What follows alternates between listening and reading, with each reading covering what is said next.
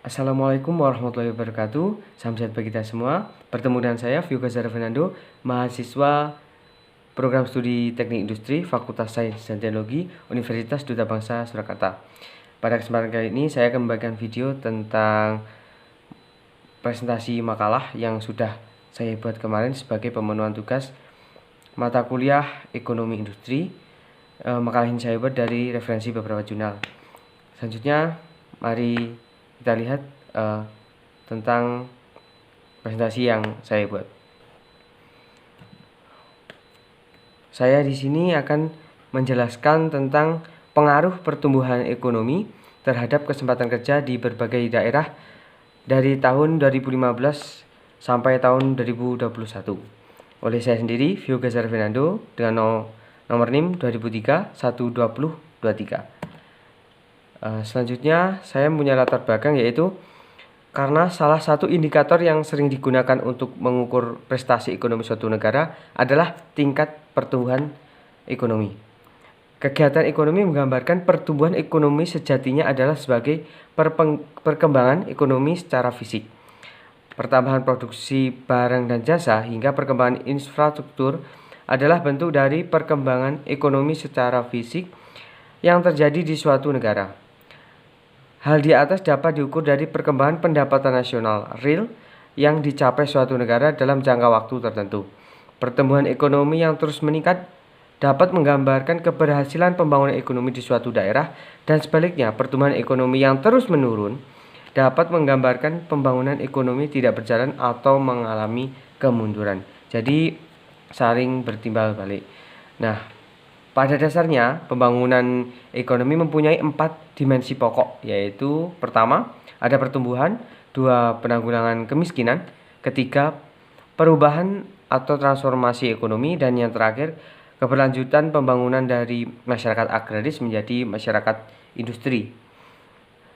Dan pertumbuhan ekonomi di Indonesia pada dasarnya kurang begitu stabil, apalagi di bidang industri. Hal ini berpengaruh terhadap tingkat pengangguran dan kesempatan kerja bagi masyarakat.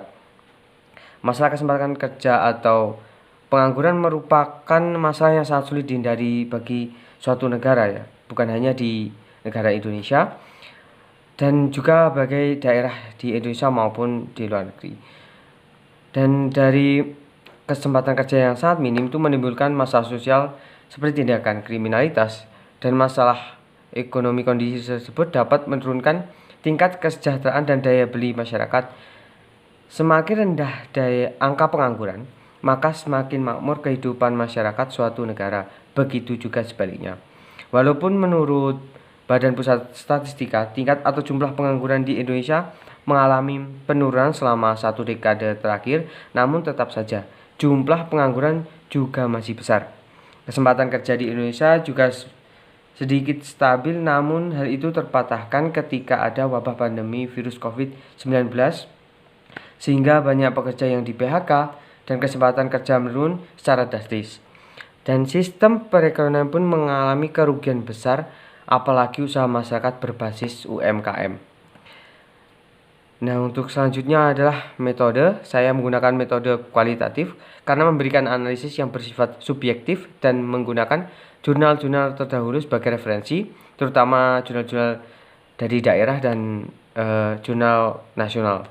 Dan saya juga menggunakan metode deskriptif karena untuk menggambarkan secara langsung maupun tidak langsung peristiwa terkait perekonomian maupun masalah ketenaga kerjaan di Indonesia. Nah, pada kenyataannya pertumbuhan ekonomi di Indonesia tidak disertai dengan perubahan struktur tenaga kerja yang berimbang. Itu kata dari Bapak Sosono dan Ibu Sulistianingsih pada tahun 1993. Artinya, laju pergeseran ekonomi sektoral relatif cepat dibandingkan dengan laju pergeseran tenaga kerja. Sehingga Manning dalam tahun 2095 dalam surat 2001 mengatakan bahwa titik balik untuk aktivitas ekonomi atau economic turning point tercapai terlebih dahulu dibandingkan dengan titik balik penggunaan tenaga kerja atau labor burning point. Sehingga masalah yang sering diperdebatkan adalah 1. Apakah penurunan pangan PDB sebanding dengan penurunan pangsa serapan tenaga kerja sektoral, dan industri mana yang berkembang lebih cepat, agroindustri atau industri manufaktur. Jika transformasi kurang seimbang, maka dikhawatirkan akan terjadi proses pemiskinan dan eksploitasi sumber daya manusia pada sektor primer. Nah, selanjutnya saya akan menjelaskan ketika ekonomi yang tidak stabil akan tercipta yang namanya pengangguran terbuka. Apa itu pengangguran? Pengangguran terbuka itu pengangguran jenis ini cukup banyak karena memang belum mendapat pekerjaan padahal telah berusaha secara maksimal, dan sebagai akibat perkembangan lowongan pekerjaan yang lebih rendah daripada pertambahan tenaga kerjanya. Jadi tenaga kerja cukup banyak tapi kesempatan kerja itu menurun seiring berjalannya waktu. Efek dari keadaan ini, di dalam suatu jangka masa yang cukup panjang mereka tidak melakukan suatu pekerjaan, jadi mereka menganggur secara nyata dan separuh waktu, dan oleh karena dinamakan pengangguran terbuka. Itu yang dinamakan pengangguran terbuka.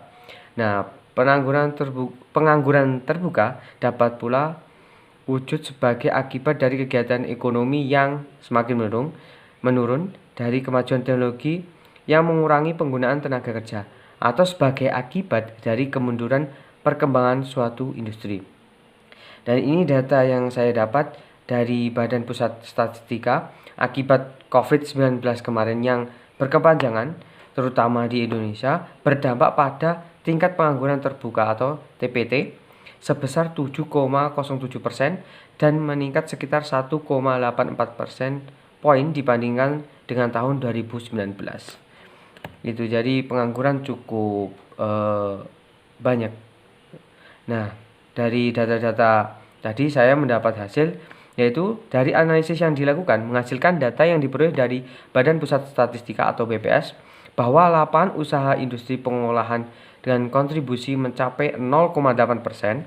Kontribusi tersebut sebenarnya turun dibandingkan tahun 2018 sebesar 0,91%. Seiring perlambatan pertumbuhan dari 4,27% menjadi 3,8%.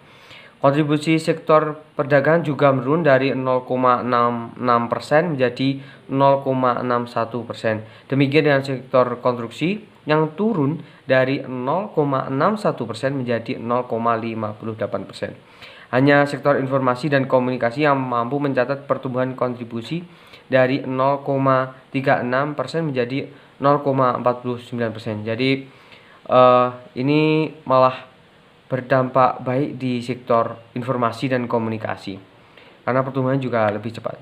Sementara berdasarkan komponen pengeluaran, konsumsi rumah tangga masih memberikan sumbangan tertinggi sebagai pertumbuhan sebesar 2,73%. Komponen ini tumbuh 5,04%, melambat dibandingkan 2018 sebesar 5,06%. Adapun komponen pembentukan modal tetap bruto atau PMTB atau investasi menyumbang pertumbuhan 1,47%, sedangkan komponen lainnya sebesar 0,8%. Nah, ini juga bersumber dari masalah global yang mengancam ekonomi Indonesia pada tahun 2020. Nah, selain faktor-faktor internal tadi, ada juga faktor eksternal, yaitu sejumlah kondisi global yang dapat menjadi sumber pelambatan dan pertumbuhan ekonomi global. Beberapa di antaranya yakni perang dagang antara Amerika Serikat dan Tiongkok yang belum akan mereda, ya seperti kita tahu adalah mungkin ekonomi kuat ya di dunia, dan kondisi geopolitik di Timur Tengah, proses keluarnya Inggris dari Uni Eropa, dan dampak dari virus corona atau virus COVID-19. Analisis ini mendiskusikan performa perekonomian Indonesia, negara dengan perekonomian terbesar di Asia sejak akhir era boom komoditas. Topik-topiknya dibagi dalam kategori-kategori berikut. Nah, pelambatan perekonomian yang terjadi di periode 2010 sampai dengan 2015 setelah berakhirnya era boom komoditas. Kedua, periode proses akselerasi pertumbuhan ekonomi yang sederhana yang terjadi di periode 2015 sampai dengan 2016. Ya, sebenarnya untuk sejarah ekonomi atau perekonomian di Indonesia, itu mengalami naik turun dari sejarahnya. Pertama, Indonesia pernah hiperinflasi sampai 600%, terus akhirnya stabil, dan kita juga pernah mengalami krisis moneter. Akhirnya kita bisa melewati krisis moneter dan menjadi ekonomi kuat dan akhirnya era boom komoditas ini dan akhirnya menjadi akselerasi sederhana dan terjun pertumbuhan ekonomi akibat krisis global virus corona atau COVID-19. Nah, pertumbuhan ekonomi yang tidak stabil ini juga dapat mempengaruhi terhadap tingkat pengangguran, kesempatan kerja, dan lapangan pekerjaan. Masalah pengangguran merupakan bagian yang terpenting dalam mengukur pembangunan ekonomi. Alasannya karena dengan naiknya angka pengangguran terbuka, maka akan mempengaruhi pertumbuhan ekonomi di suatu wilayah, di mana tingkat pertumbuhan ekonomi merupakan sebagai landasan pengukuran bagi tingkat pengangguran terbuka di daerah, di mana pertumbuhan ekonomi merupakan suatu ukuran kuantitatif yang menggambarkan perkembangan suatu perekonomian dalam satu tahun tertentu apabila dibandingkan dengan tahun sebelumnya. Perkembangan tersebut selalu dinyatakan dalam bentuk persentase perubahan pendapat nasional pada suatu tahun tertentu dibandingkan dengan tahun sebelumnya. Sebenarnya, demi menekan angka pengangguran di Indonesia, pemerintah sudah melakukan upaya pembukaan lapangan kerja baru yang berkolaborasi dengan berbagai pihak guna menyerap tenaga kerja secara optimal. Tapi pada masa pandemi di tahun 2020 kemarin menjadi momok bagi perekonomian yang berdampak pada lapangan kerja yang semakin kecil. Dampak pandemi ini bahkan membuat tingkat pengangguran pada Agustus 2021 naik sebesar 7,35% akibat adanya PHK terkena wabah COVID-19 dan UMKM yang mengalami bangkrut karena sepi penjual. Jadi COVID-19 sangat berpengaruh bagi kita. Dan kesimpulan yang saya dapat adalah adanya tingkat pertumbuhan ekonomi atau produksi yang tidak merata dan sisi lain tidak diikuti oleh kemampuan dalam penyerapan tenaga kerja akan membawa konsekuensi terjadinya perubahan struktur dari kedua aspek tersebut yang semakin menjauh baik antar sektor maupun antar subsektor pada masing-masing sektor.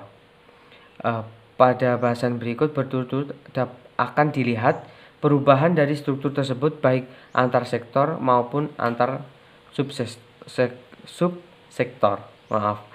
Minimnya tingkat keterampilan juga mempengaruhi mengapa tingkat pengangguran itu sangat sulit untuk dikurangi dan biasa bekerja di sektor informal. Masyarakat juga harus diarahkan dalam rangka perluasan lapangan kerja dan mengurangi pengangguran serta peningkatan sumber daya manusia demi terbentuknya tenaga kerja profesional yang mandiri, produktif, berjiwa usaha, berkualitas, terampil, efisien, dan efektif terutama bagi angkatan kerja muda, sehingga mampu mengisi, menciptakan, dan memperluas lapangan kerja serta kesempatan berusaha. Oke, terima kasih. Itu makalah dari saya. Jika ada kurang lebihnya, saya mohon maaf. Saya juga masih dalam tahap belajar. Untuk jika ada kesalahan, saya mohon koreksi. Akhir kata, wassalamualaikum warahmatullahi wabarakatuh. Salam sehat bagi kita semua.